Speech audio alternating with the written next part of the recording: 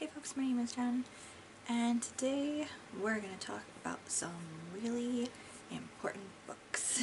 So I've been seeing this floating around YouTube for a little bit, or specifically booktube, of people making videos talking about the 10 books that made me video. I'm sure you guys have seen it as well. Nobody tagged me in this, but I've just, been seeing everybody kind of talking about this, and I figured, oh, that might be a good idea of something to talk about. So yeah, I figured we can talk about the 10 books that I think made me, or made me more of the person that I am, I guess.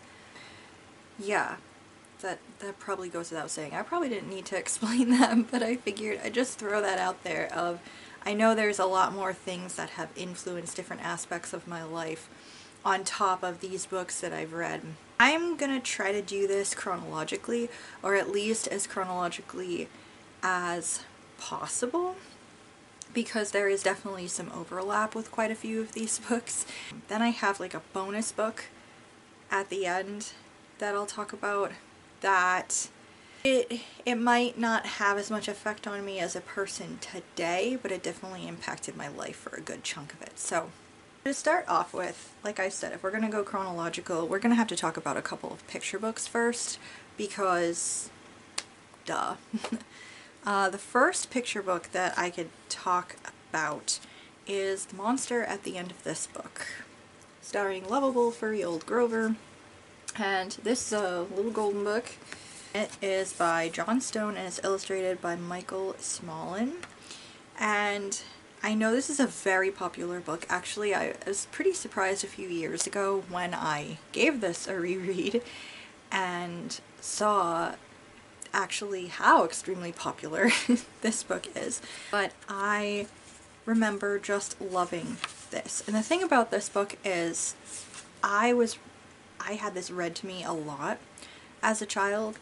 I was really lucky to grow up in a family that not only took time to read to me, but also very much encouraged books and reading, not only in encouraging me to read more by providing me with a lot of books, or access to a lot of books, or just, always like speaking very highly of, oh, Jenny's such a good reader, or something like that, but they also themselves, quite a lot of them, read a lot or read a lot. So yeah, I was very lucky that I kind of grew up in that like environment, and part of that was being read to, like I said, a lot. And this one in particular, I think most of the impact is how interactive this experience of being read this book actually was, because this is about Grover hearing that there is a monster at the end of this book and being terrified that the pages are being turned, and he begs you not to turn the pages, and then he flips the fuck out anytime you turn a page. And I just have very like core memories of being read this book by like definitely my mom, but also like my aunt and a couple of my uncles, and them like fighting me to not turn the page, and me going like, nah! And then the next page would be Grover like yelling about, why'd you turn the page of the book. I think that experience of being very interactive reading experience for me, I think definitely made the act of reading books, especially the act of being read books or reading books to other people, because that also encouraged me to enjoy reading books to others, like my other classmates or to my younger cousins, or when I got a little bit older, me and my mom would switch back and forth reading chapters of Harry Potter to each other. So I think that very much encouraged that. I think it encouraged like storytelling aspects for me as well, and I think it very much informed my sense of humor. I think this definitely 100% had a large part in forming my sense of humor as a kid, and also maybe having some effect on my overall personality. I am rather a contrarian person sometimes. I call them my contrarian moods. They're probably just me being a brat, but I've always kind of called them my contrarian moods that I will occasionally get into, where if someone tells me to do something, I will automatically and on purpose do the exact opposite thing. I feel like maybe this book also had part of that particular piece of my personality as well. This copy is a new copy that I was gifted for my birthday, I believe, a few years ago by one of my besties. Because this is my original copy, literally it's in pieces. That might be the back of the golden that you remember more, but yeah, it's literally fell apart. This was taped at one time, but the tape came off because the tape was so old. Yeah, I loved this literally into pieces. Grover also is the best character. That is a hill I will die on. Around the same time, another picture book that I think had a big impact on me as a kid was Creole. Now this is one that I don't hear talked about that much. It is written by Stephen Cosgrove and illustrated by Robin James. And that is Creole. Creole is... shoot. Dragon. I don't think it's ever really talked about what kind of creature she is. As a child, I think I always took her to be a dragon, because I mean, like, she's got this, a flightless dragon, basically. This is a story about Creole, who is born in the swamp. She's very large and ugly, I guess. People are afraid of her. The other creatures of the swamp are pretty afraid of her. And that makes her very sad. So you can see this is very worn too. I've literally had this since I was like a year old. But eventually she meets this cute little alligator. I don't think he has a name. No, he doesn't have a name. Anyway, her and the cute little alligator become friends because the alligator is also, like, he's very small and he has kind of like a stutter, and people also make fun of him. So, whereas they don't really make fun of Creole, they're just terrified of her because of how she looks and they run away. People don't really take the little alligator seriously, and they kind of like bully him just a little bit. I think that just the fact of the two of them, who are kind of outcasts, becoming such good friends with each other, and then supporting each other and encouraging each other to try to make more friends and convince people that, like, hey, I'm not just what your first impression of me, I'm much more than that.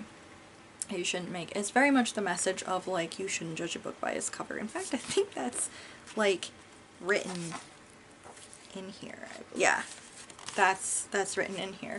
Never judge someone by the way he looks, or a book by the way it's covered, for inside those tattered pages there's a lot to be discovered. And yeah, I think this had a big impact on me when I was a kid. I think in tandem with a couple of other aspects of my life, in tandem with watching stuff like Sesame Street and Mr. Rogers' Neighborhood, and reading Rainbow and everything, learning more about people who are different than me, and just people out there in the world, and also probably connected with my aunt used to work for a couple of different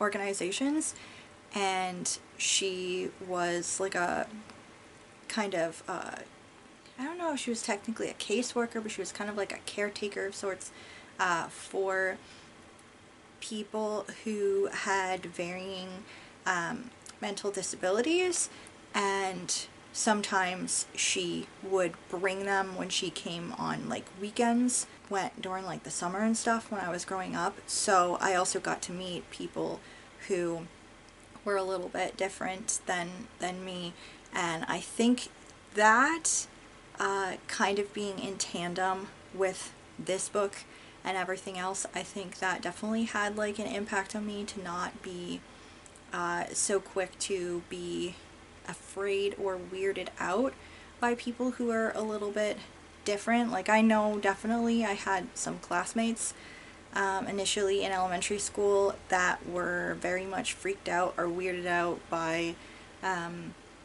some of the special ed students when we met them in school, and I didn't really feel that way because, like I said, I was taught this and from TV, just don't judge a book by its cover, and also I'd had experience with people, so like that was something I think that, yeah, that felt like a very long ramble, but I mean to say is that, like, I think this working with in tandem with some other aspects of my life, I think helped me to try not to be like judgmental about how someone looks. Now, someone being a dick, I will be judgmental about that 100%, but like if you're just like different or so, I don't care. You're different, everybody's different, nobody's like technically normal, really. Normal is subjective, but yeah, that's what I mean to say. I think this had a definite kind of impact on how I like viewed the world and interacted with people as a kid and kind of in my life. Yeah. I think what comes up next might be Matilda.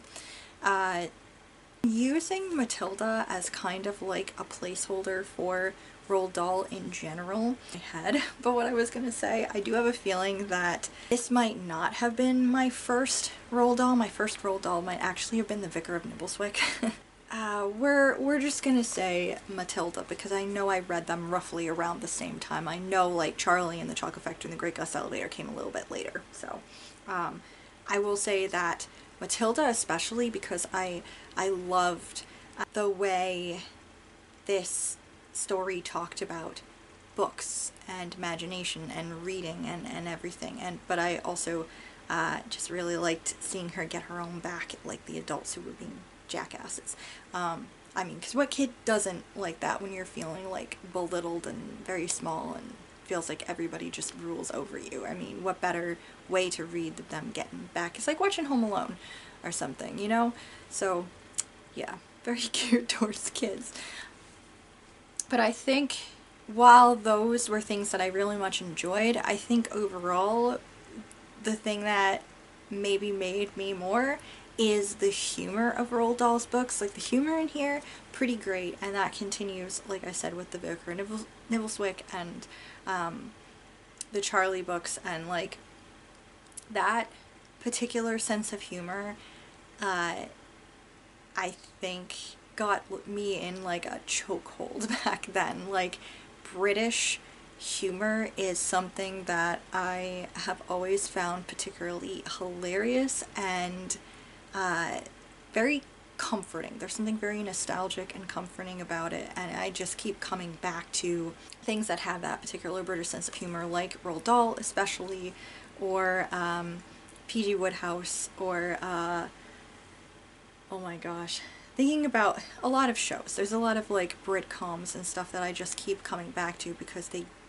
make me laugh until I cry, and also there's something very comforting and warm about it, and it's, I think that kind of silly but very big like play on words, witty kind of humor is definitely like right up my alley, and it's shit that I really love and find really really funny. So I'd say that Matilda, and especially just Roald Dahl in general, had a huge impact on my sense of humor. I think kind of around that time, because I'm gonna say Matilda was probably like, Matilda and like Roald Dahl and stuff was probably like 3rd or 4th grade. I'm gonna say around that same time, the next book that I think really had an impact on me overall as a person was probably Roll of Thunder, Hear My Cry. I believe that's by Mildred D. Taylor, if I remember correctly. I don't have my copy here, it's at my parents' house, but actually there's 3 books in that series, but the one that I read at that time and the one that really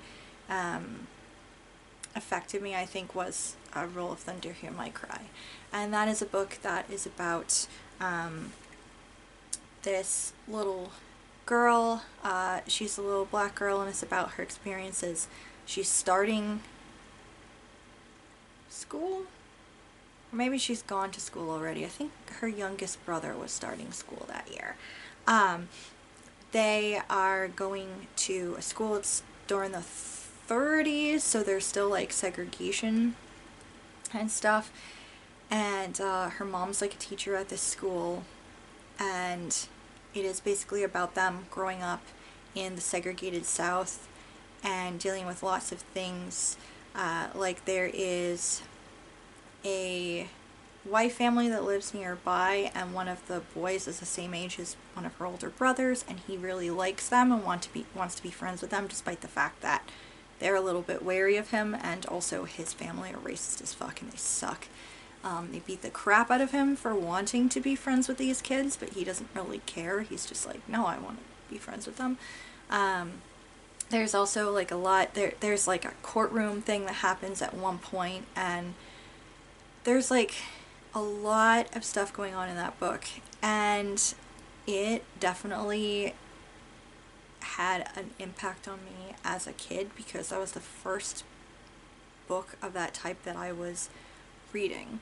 I think it was around that same time that we might have also watched like the Ruby Bridges movie, and we read like a book about her and a book about school integration in the 50s. Yes, it was in the 50s. We were just kind of getting on that topic, and I grew up in rural Vermont, and it is very white. Very not diverse. I think at that time in my elementary school there were maybe three kids that were not white. And that number didn't really increase that much in high school. I think maybe throw in like 2 or 3 other kids, and that was about how diverse my school experience was in high school. It definitely changed once I went to college. Still not terribly diverse, but a little more, definitely more diverse than it was in my town where I grew up.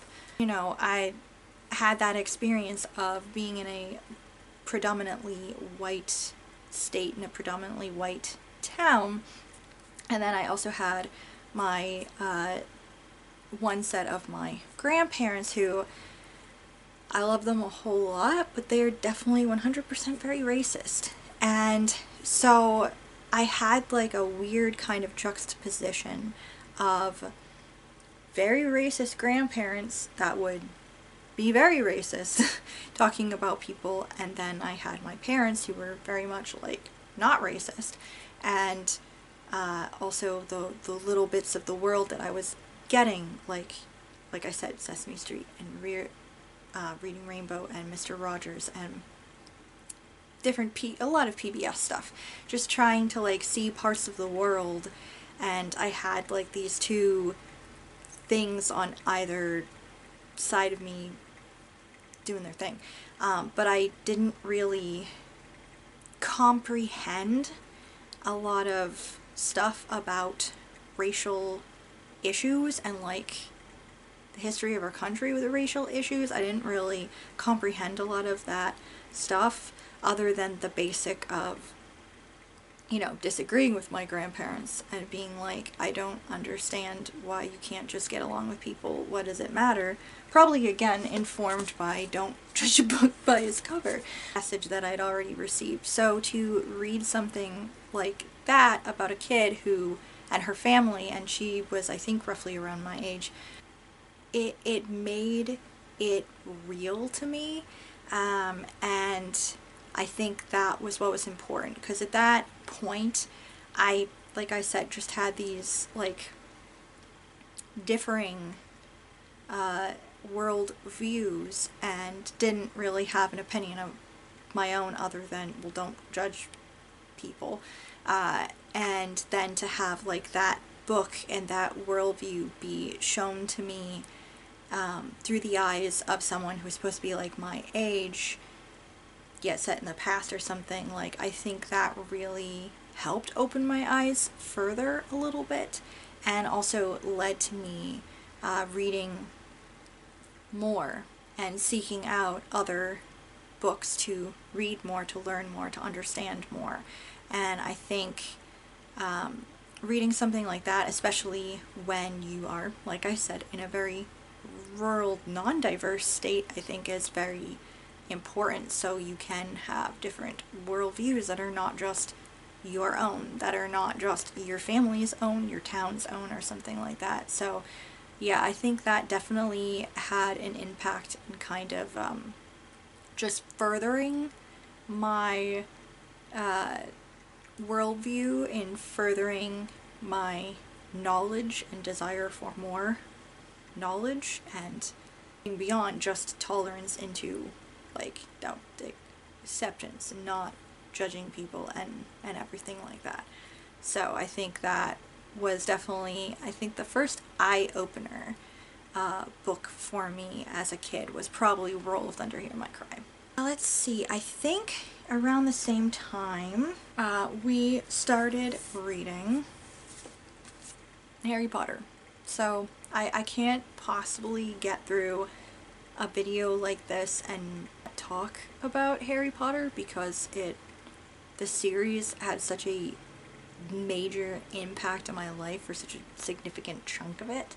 So yeah, in like the 4th grade, my teacher, I'm pretty sure it was the 4th grade, read us the first Harry Potter book, and I believe in the 5th grade I had a different teacher and we read the second Harry Potter book in class. I think that's how it happened. I had been hearing things about this series wandering around this, and you know, everybody super into it. At that point I was not very interested, because at that point I think that was pre Chronicles of Narnia, and I think for the most part, as far as fantasy went, I was more into like Magic Treehouse type of whatever stuff, until the teacher read the book in class, and by the end of that like first, second chapter I was hooked, man. And that's pretty much been it from, yeah, like the 3rd or 4th grade till just a handful of years ago. I would say this series had me in a fucking chokehold, like full on. And having over the past several years read more fantasy, especially read more fantasy for middle grade, and seen honestly a couple of things that are better written. You know, I'm looking at the series. I'm still doing like my reread of the series. I kind of stopped in book 3 and haven't gone back to it yet. But looking at it again now, I think I pick up more on its flaws than I did when it had the major chokehold on me for most of my life. But at the same time, I can't deny that I still really enjoy it, and I really like the majority of the characters. That amount of impact that it had on me, because of how much I loved Harry Potter, I dove into other things like the Chronicles of Narnia, like Percy Jackson, like other series, like I Inkheart and everything. I dove into more things because of how much I loved Harry Potter. It is something that I think it's the closest to obsessed I have been about anything, more than anything else, and it led to a lot of things. I think that even if the author kind of sucks, the books themselves were like really trying to say something about the power of friendship, and the friendship is not just agreeing with your friend and being there for them all the time. Sometimes friendship is disagreeing, sometimes it's holding them accountable, sometimes it's wandering off, camping out in all these places because you're trying to keep one step ahead of the bad guys. Sometimes it's as simple as just suffering through homework together. You know, and it's about loyalty and friendship and standing up for what's right and doing your ultimate best and trying to live up to your own expectations. And yeah, I think overall that had such a severe impact on me, and I think also that had a lot of impact on not just through that story but through it in general.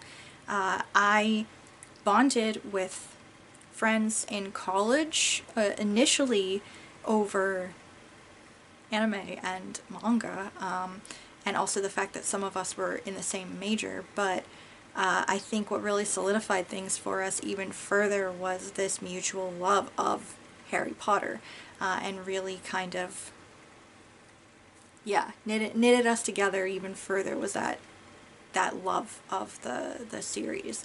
And I think that me personally, something that definitely helped me at different points when I was growing up, especially as like a teen and moving into college, was I had always identified with Gryffindor and said that, you know, that's probably my house, and that was what I got in quizzes and stuff like that. And initially when I was a kid, I think I said that because, well, obviously that's Harry Potter's house and everybody's interested in it. But when I was actually looking through different like aspects of the characters that are within the Gryffindor house and everything, I was like, no, I definitely am. And I'd had like friends and stuff say, I don't think so, you're a giant coward.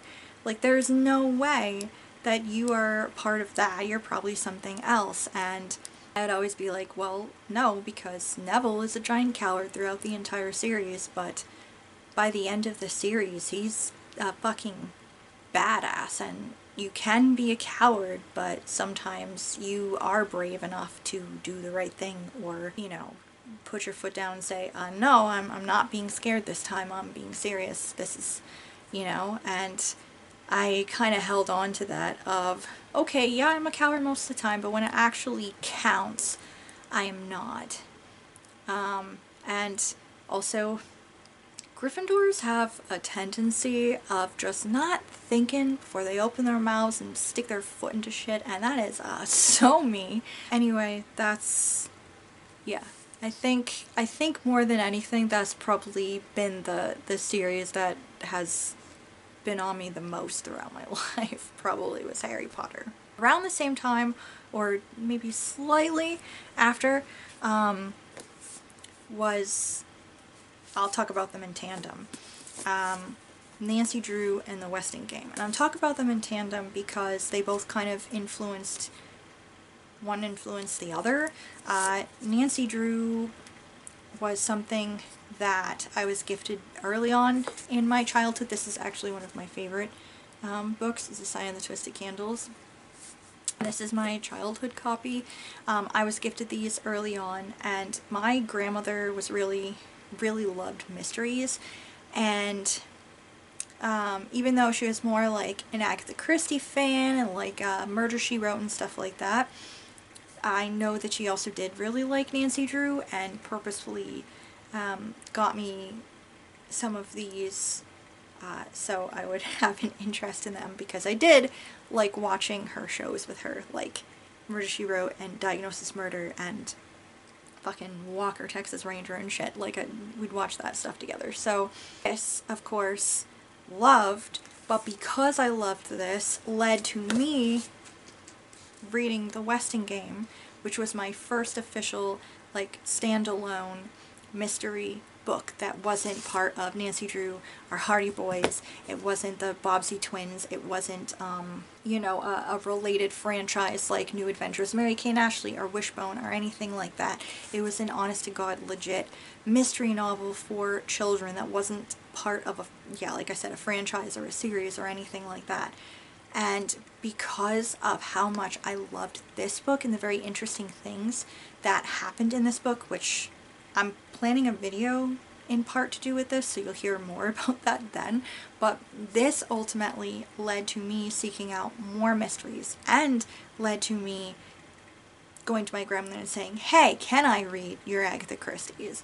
And, you know, being into the idea of I don't need to just read a children's series of mystery. I can branch out and I can seek out more things. And I kept seeking out stuff that was beyond really obvious stuff like this, or kind of over-the-top stuff like Scooby-Doo. Even though I still love those things, because of this book, and I guess initially because of these books in general, led me to seek out more complicated, intricate mysteries, more surprising things, more interesting, complicated characters who are part of the story or are solving the mystery. And yeah, I think those had a pretty big impact as well, because mystery is my favorite genre. It's my favorite genre to read. It's a comfort genre for me to read, and it's something that I love, not only in reading material but in shows. It's what I enjoy writing. It's what I enjoy listening to, like true crime wise, on podcasts and everything like that. Is just something that gets my brain really working, and it's like a puzzle, and it has to do with like psychology and all of these things that I am interested in, have found a love for, has to do with mysteries, and definitely influenced by those that were my first mysteries. I think roughly around the same time would be another book that I don't currently have with me. It's back at my parents' house, but it is Wait Till Helen Comes. I am forgetting the name of the author, which is depressing. No, it's not coming to me. Okay. Well, we'll see if it comes to me while I'm talking. But Wait Till Helen Comes is a story about a girl and boy, brother and sister, who they live in like Baltimore, I think is where they live at the start of the book. Maybe they live in the city, suburbs or whatever, and their mother has fairly recently married a man who has a little girl, years younger than them, and the little girl's creepy as shit, and they're upset because their parents want to move to the country, basically uprooting them. And they're kind of upset because it's like, well, great, not only do we get this stepdad who's kind of okay, but we also get this creepy new stepsister, and now we have to move far away to a place that is admittedly kind of creepy. It's an old church that has been redone into a house, and they're like restoring it and whatever. And there also happens to be, because it was an old church, there's a graveyard in the back. So, you know, it's pretty eerie opening to a good horror book. And the stepsister continues to get weirder and weirder because she starts communicating with a dead girl in the graveyard. This book, admittedly, as an adult, it has been a while since I read it. I know I definitely reread it once I was older, like maybe in high school, maybe in college. I know at one point I was like, I should revisit that because I really loved that as a kid. And I remember not being that creeped out about it. Well, there's this one part that's a little bit, one part's a little bit creepy, but for the most part it's not really that scary. But as a kid, shit, it was fucking eerie. And I was a kid who definitely read Goosebumps, which normally freaked me the fuck out, especially Welcome to Dead House. Like, that one I remember like traumatizing me. I was not really supposed to be ingesting a lot of horror because I was very much afraid of the dark. I was a kid that was really hard to get me to go to sleep at night, and also to stay in my room all night without coming out to the living room or jumping in my parents' bed or something. I had a lot of like, I didn't have like night terrors, like I wasn't one of those screaming kids, but I definitely would have nightmares sometimes. I was definitely notorious for being terrified of the dark and not being able to stay by myself all night. My parents are not horror people, and I think my interest in like kind of spooky things, are looking more at spooky things, I think they rightfully figured out probably had a lot to do with my overall fear. I yeah, I was not really encouraged to like a lot of spooky things, even though there was a part of me that desperately wanted the spooky things. Like by that point, I think I was into like Hocus Pocus and shit. I'd seen Frank and Weenie. I was like, I kind of love this stuff, even though it's scaring the pants off me. And wait till Helen comes. I really was one that, though it creeped me out, it wasn't like on the verge of being damaging to me like I think Goosebumps and shit kind of was, or those few like Outer Limits episodes that I watched that I really was not supposed to be watching. It was something new. It was something that, while it did creep me out and kind of fueled that desire for spookiness, it didn't traumatize me like some other books. So I really loved it, and I think it very much kind of informed on the tropes that I love to see in horror. Like there's a lot of horror tropes that I avoid, like the plague, and there's because they're just a little bit too much for me, or they're the kind of shit that I might be fine reading it-ish, but you know, at 3 a.m. I'm gonna be freaking out. But the kind of like creepy kids, I love creepy kids. The creepy kid trope, the little kid ghost trope, the haunted house trope, the creepy cemetery trope, like that's the shit that I love and have continued to go back for. Like that's the stuff that I like, and you can see that in the books that I enjoy and the horror books that I have listed as my favorites. Like you have the Graveyard book. Well, there's a creepy kid and there's a bunch of ghosts in the fucking graveyard. Then you got The Shining. It's a haunted hotel with a bunch of ghosts in it and creepy kid. And like or The Haunting of Hill House, there's a probably haunted creepy house. Like that's the shit that I like, and that's the stuff that I continue to like, and it's something that I continuously seek out, and I like seeing the very different inventive ways that people get with these particular tropes. And yeah, so I think that that book was different because it had more of these tropes, and it went beyond like the kind of creepy but also ultra cheesiness of Goosebumps, and it moved into something else, and I really liked that. And I also think it helps that we met the author, like she came to my school when I was a kid, and I think that also kind of helped and spurred me on a little bit too, because that was the first time I think I actually met author face to face, and I knew that people were writing these books, obviously, and I knew that, you know, they weren't popping out of the ground like fucking daisies, but like I think it really put it in my brain of, well, these are real people. This is a real ass lady. Mary Downing Hahn. That's her name. See, I knew I would remember it. Haha. She was very nice, and yeah, I think that really kind of put in perspective of, oh shit, this is a real ass person who really wrote this book, who's really here to talk to us about ghosts in her book. And that's crazy. And she's not like this mythical person either. She's this real old lady just sitting here talking to us about books and stuff. And I think that maybe also put a little nugget in my brain of, this is a real job that people have. A real job that you could have, maybe, possibly one day. I don't know. Jumping forward a little bit, I guess, yeah, like a couple of years or something.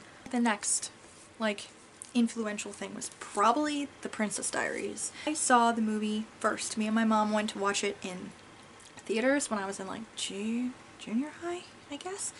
And I loved it, and the next time we ended up at Borders, I found the series, snatched it up, and life was never the same after that. I discovered Meg Cabot, adore Meg Cabot.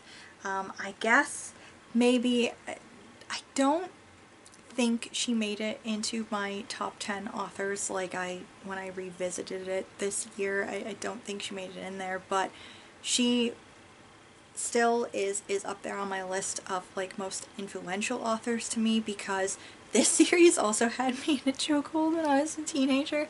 Related so much to Mia Thermopolis. Insanity.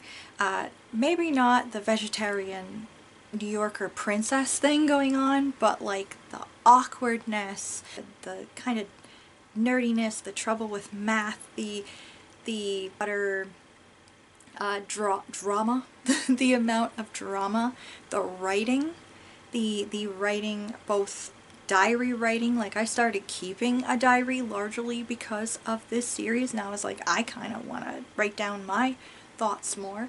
And the writing, the fact that me eventually is like, oh shit, I'm kind of a writer, that's pretty cool.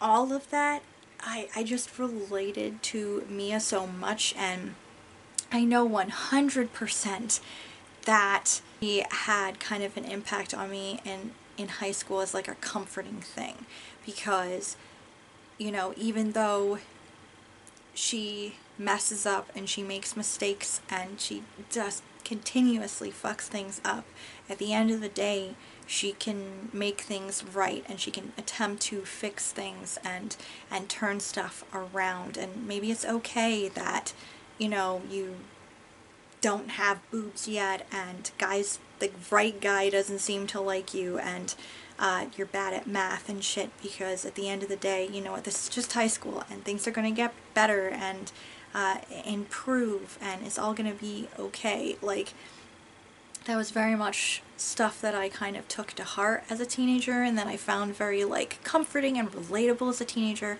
which it led me to college. It led me to take a creative writing class in high school, which led me to what I wanted to major in college, which led me to my college and my friend group and amazing professors and a wonderful school, and just so many wonderful like opportunities and experiences that I had. And I got to reflect on that in one of our classes. We were supposed to reflect on writing and what writing is and what it means to us, and like kind of work on things like that.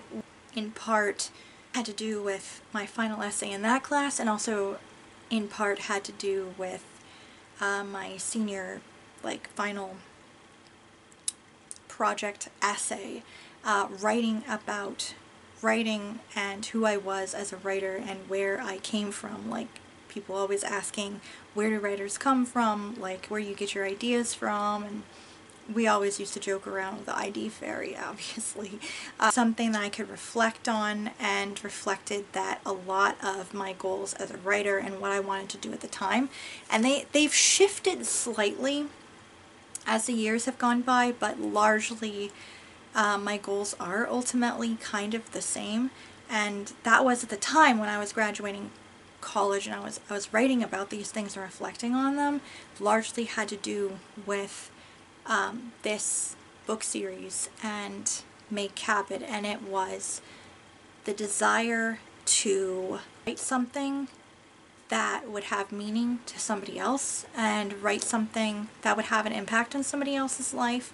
And even if this is not necessarily like the great American novel, or it's not winning loads of awards, and it's not doing crazy stuff, it's definitely not like a Count of Monte Cristo or a Les Mis or anything, but like, at the end of the day, it was something that impacted me and comforted me when I was growing up, and that was very much something that I wanted to do for someone else. I wanted to be able to write something that maybe another kid could read, and if they were feeling really shit about themselves, or they're feeling like they're not really doing well in school, and they're like maybe like having trouble, or it's too much or something, I wanted to be able to impact them and write them something that would maybe make them feel better about themselves, or write something that with a character that they could relate to and be like, okay, at the end of the day, maybe it is going to be okay, because you know what, at the end of the day, this character went through some shit, and even if it's not like crazy shit, it's just life in general and awkwardness and sucking at school, at the end of the day, they got through it, and you know what, I can get through it too. Yeah, I think this had like just a major impact, not only in like awkward like high school years, but also in informing upon the type of writer that I wanted to be when I got to college and getting out of college, and still the same now. Like I said, things have shifted slightly, ever so slightly, because the things that I've been working on recently are definitely more adult focused, but that goal inside of maybe writing something for young adults that would be impactful and stuff like that, that's still kind of in there. It's just works that I've paused in that I want to get back to at some point. Around the time of Princess Diaries, maybe a little bit after, I discovered manga. I could not talk about books without talking about manga, because that also has impacted me and become like a huge chunk of my life. When I got into the 9th grade, one of my close friends, who eventually became one of my best friends, she was talking about manga, and I hadn't read any, and I've said this before, but we had like 3 channels growing up, so I wasn't one of those kids that was exposed to like Pokemon, other than kids in my class having like the trading cards and stuff, but I wasn't really exposed to like Pokemon and Sailor Moon and Dragon Ball and all of that. I didn't get any of that because we did not have that channel growing up.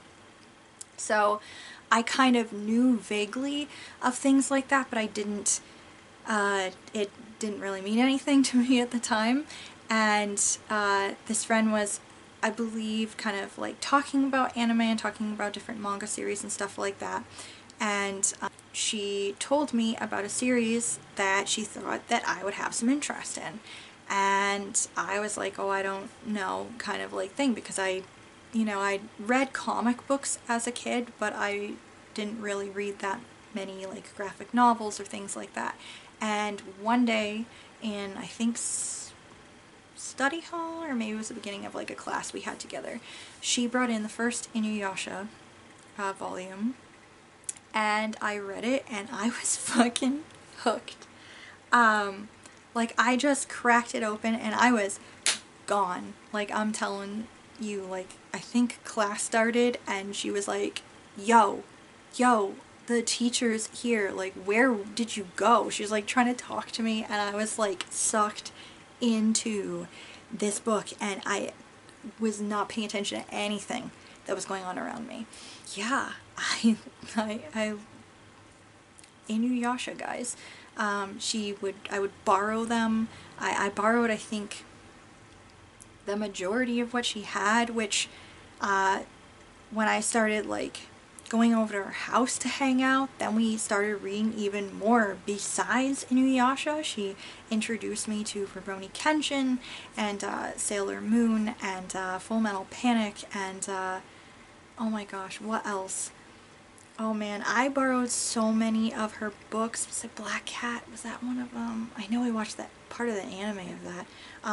And that eventually led to watching anime with her, and we had a couple of summers of going over and we watched like all of Rurouni Kenshin one summer, and it was like just so much. So her and I became kind of best friends, like bonding over this shared interest. And when I went away to college, that is something that got me in and bonded me with my friends. Like I said, I had a couple of my friends were in the same major as me, were actually in the same grade, and so I had like a bunch of classes with them and everything, and then we had like older friends who were also in the same major, but I was like, I was seeing these people and I kind of wanted to be friends, but I was still like homesick, and I was still like just very anxious and nervous about anything. And then one of this fateful day, I had was it Intro to Literature? I don't know, it was some kind of lit class that I had with one of my professors, and one of my classmates who I sat next to, who ended up becoming a close friend of mine, I saw that she had one of those sweatbands, and it was a Inuyasha's evil half-brother she had like a Sesshomaru sweatband on, and I saw that and I got so excited, and I said to her, "Oh my god, this is Sesshomaru. I really like your sweat. Is that Sesshomaru? I really like your sweatband." And she got so excited. She was like, "You like Inuyasha?" And I was like, "Yeah." And we started talking about that, and she convinced me to come to the first official Japanese culture and animation club, because her and a couple of friends had decided to set up an anime club. And I got invited to that, and surprise, surprise, people I knew from my major were also in there, and these guys became like my close friends, like really tight-knit like friend group at school, and which has led to other aspects of my life, honestly. All of us being involved in anime and this love of Inuyasha and manga and anime in general, and becoming this love for Japan, the culture, and all of this kind of informed on other aspects of my life, because one of my classmates who I got to be really good friends with became one of also my roommate and lounge mate throughout college, and her childhood best friend would come to visit college, becoming one of my best friends, who you guys have met a couple of years ago on my channel. We did like one video together, and they were part of the reason why I moved to Massachusetts and eventually meeting my husband. And so that's like, I guess you could say Inuyasha has probably had the most significant impact on my life, because it led to all of these crazy things, and has also led to a love and respect of like Japan and Japanese culture in general, which also informs upon so many other things in my life and interests and everything. So it's just, yeah, just one simple little manga volume that a new friend handed me across the desk just impacted my life in such a big way. Finally, I think chronologically we can talk about In the Time of the Butterflies by Julia Alvarez. I read this for the first time in high school, and this was, I think, also the first Julia Alvarez book that I read. And this is kind of fictionalized version of true events. Not really fiction. It's kind of, it's a historical fiction, but it's like surrounding real events and real people involved in those events. This is following the 4 Mirabal sisters. If you are in the Dominican Republic, like, you would 100% probably know all about the Mirabal sisters. 3 of them were, unfortunately, they're also known as Las Mariposas. They're or the butterflies. 3 of the 4 sisters were unfortunately killed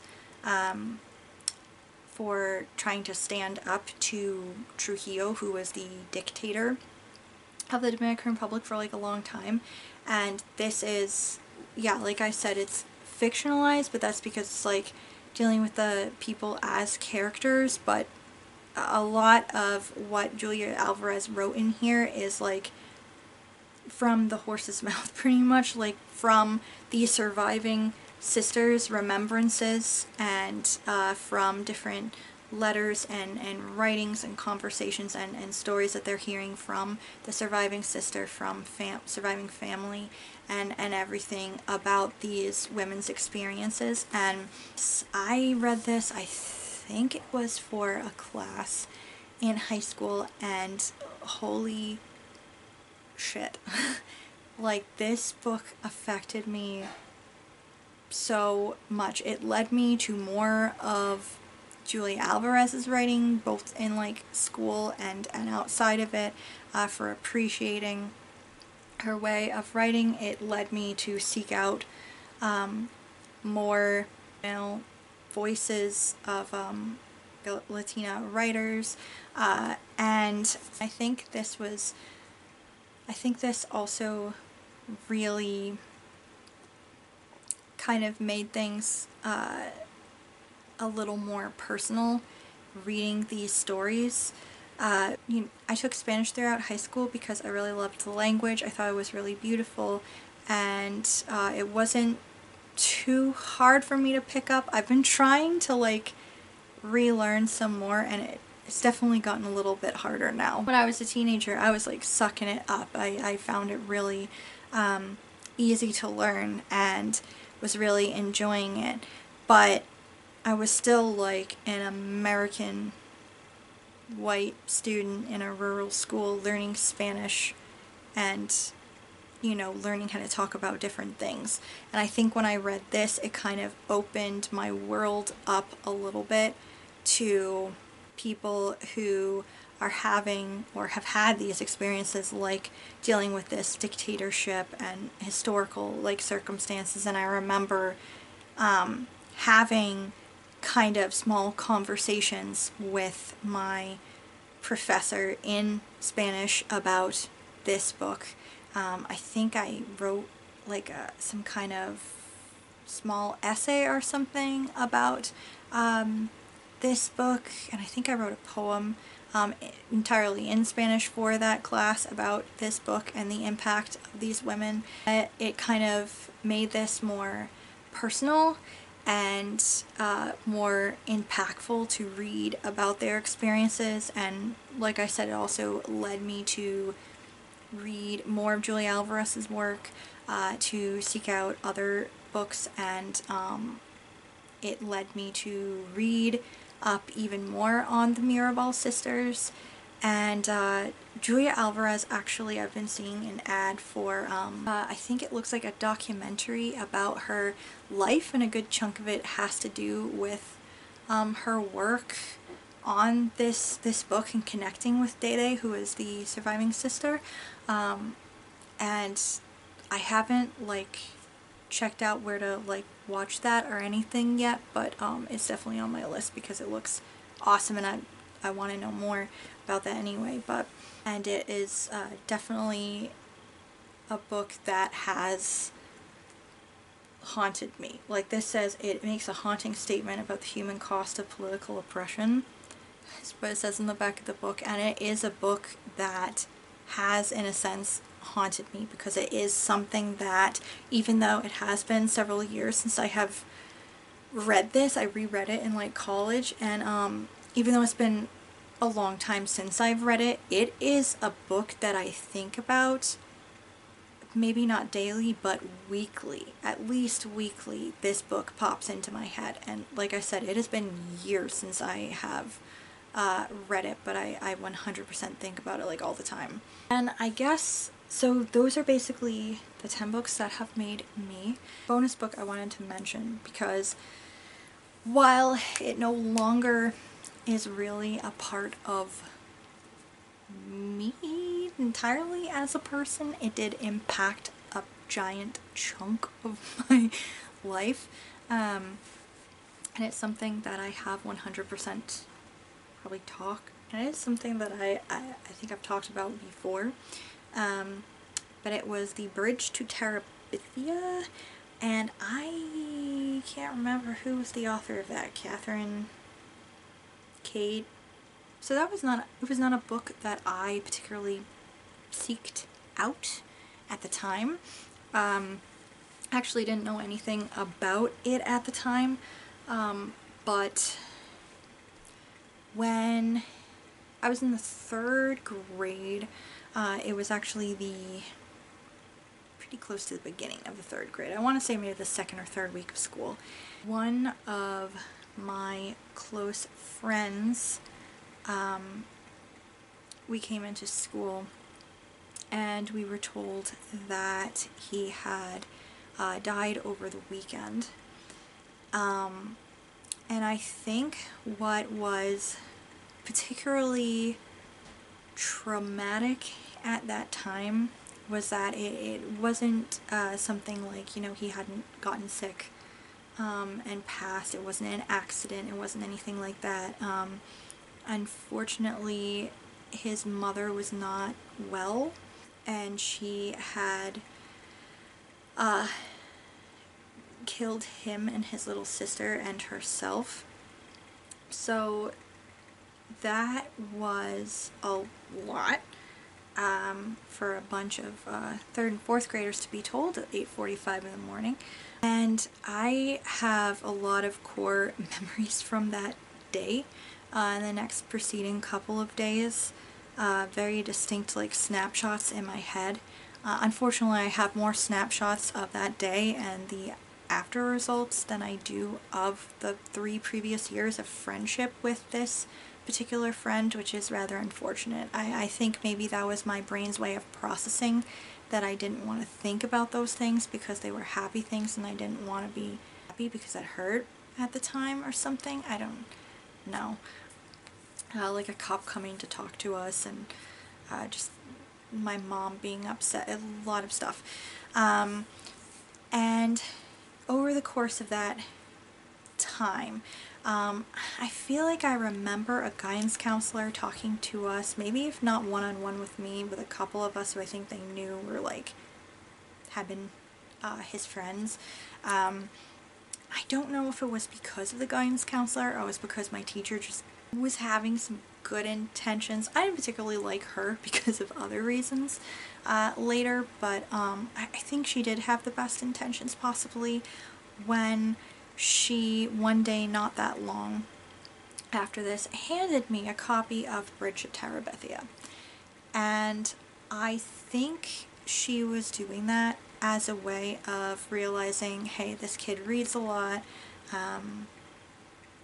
you know, I figure this is the best way to like help her process this stuff, is to get her to read a book about a wonderful childhood friendship, which I was really enjoying. It was fantastical, it was fun. I was enjoying the friendship between these two characters, and then of course one of them dies. And I was not okay after that. And I mean to say that I think, like I said, this teacher had the best possible intentions. I think she was thinking that this is something that I could relate to, this is something that maybe would make me feel better, especially like the main character having like the conversation about grief and loss and stuff like that with his dad after, and like just different stuff. I think she thought maybe this would help, and it actually had the exact opposite result of I think what she wanted, in the fact that already being traumatized and not being knowing how to process everything, that didn't help and in fact made it worse to the point of, and this is why I say that maybe it's not affecting me as much anymore, up until the point of a few years ago, I was not able to do sad things. If a character died, if there was something tragic, I didn't want any part of it. I didn't like it. I would get pissed anytime we had to be assigned books that had to do stuff with people just dying, especially like close people who were close to the main character and stuff. I had such a hard time with that things, and I purposefully avoided stuff. I would not go back to certain books. I wouldn't give certain books chances because of the potential for these situations to be within them, the potential of crying because of books. I would, or movies or shows or things, I would avoid them like the plague. I wanted nothing to do with them because I wasn't properly processing stuff. So I would not. I avoided that from the age of like, how old was I? 9, I think, until I want to say maybe 25. I started being like, okay, maybe I can let up a little bit on my feelings about stuff. And I think things started changing a little bit once I got like post high school graduation. Like things started shifting in my head and heart a little bit. I started thinking a little bit more. Like I'd avoided thinking about my friend and avoided thinking about stuff for a long time, and I think graduating from high school started that turning a little bit because I started reflecting on things, because when you graduate high school it's like, well, bye-bye childhood, you know, you're thrown off into college or the real world or something, and I started thinking about, man, what would he have been like? Would we have still been friends by the end of high school? Would we still be like talking to each other? What would he have been like? What would that have been like? You know, how would my life be different? Would I be less kind of fucked up in the head and less morbid, maybe, if that hadn't happened? And it was just like a lot of things I started reflecting on, and things that I got to 2019 when I decided to start writing, when I wanted to whole hog participate in Nano and actually won it. I started writing a story and decided to do the old adage of write what you know, literally. And I wrote a mystery novel having set in a town highly based off of where I grew up, and having to do with characters coming back to the town and reflecting on something traumatic and a traumatic loss that they had when they were kids. And that book, because I gave myself the time to reflect and process, I think doing that really helped me finally work out that mess in my chest. Just kind of really process everything and fully work through it, through writing, through reflection and everything, to get to the point of today where my favorite books of all time, I've talked about some of them already, and I'm planning on talking about more of them hopefully this year and moving into next year, depending on how I can get things reread and annotated and everything. But it's gotten me to the point of being able to seek out these books and being able to, instead of hating the books and throwing them across the room and being mad about them making me feel things that I don't want to feel, I can embrace those things that previously I didn't want to deal with. I can deal with them and count some of them among my favorite books of all time. Like, if I wasn't able to process all of that, if I was still where I was, traumatized by Bridge of Terabithia, I don't think I would have been able to get to a point where I could talk to you about Seance Tea Party and say this is one of my favorite books of all time, or to deal with all of that.